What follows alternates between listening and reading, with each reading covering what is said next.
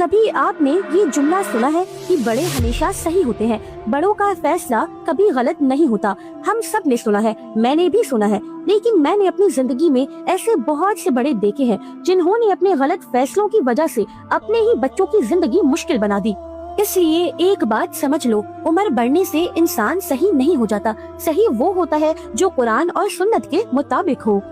मेरी जिंदगी के पहले 20 साल भी इसी सोच में गुजरे कि जो हमारे घरों में होता है वही दीन है, जो कल्चर है वही इस्लाम है। हमने सोसाइटी के प्रेशर को दीन बनाकर एक्सेप्ट कर लिया और बिना दलील के मान लिया। लेकिन जब मैंने खुद कुरान को समझकर पढ़ना शुरू किया, हदीस को सीखना शुरू किया और जब मैंने अपनी आलिमा की स्टडी स्टार्ट की, तब मुझे एहसास हुआ कि इल्म सिर्फ सुनकर लेने का नाम नहीं, इल्म तहकीक का नाम है।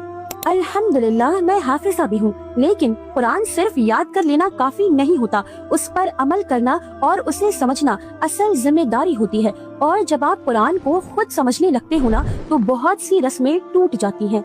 पता चलता है कि बहुत सी चीजें हैं जो हम फैमिली ट्रेडिशन समझकर करते हैं, वो ना कुरान में है और ना हदीस में। कुछ चीजें बिद्दत होती हैं और कुछ चीजें शिर्क जैसे बड़ा गुनाह तक ले जा सकती हैं। और जब ये सच समझ आता है तो सबसे पहले इंसान को अपने आप पर अफसोस होता है, फिर गिल्ट होता है। लेकिन सबसे मुश्किल वक्त तब आता है जब आप इल्म की बुनियाद पर अपने बड़ों से सवाल करते हो और फिर आपको कहा जाता है तुम बदतमीज हो, ज्यादा दीन ना सिखाओ, तुम्हें अभी दुनिया का तजुर्बा ही नहीं।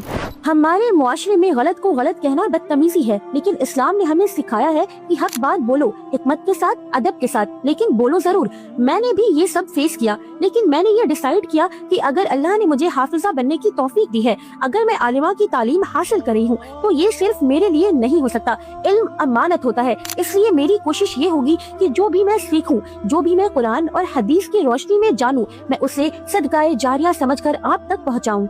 मैं किसी कल्चर के खिलाफ पर्सनल जंग नहीं कर रही, मैं सिर्फ उस चीज के खिलाफ आवाज उठा रही हूँ जो इस्लाम के नाम पर होता है।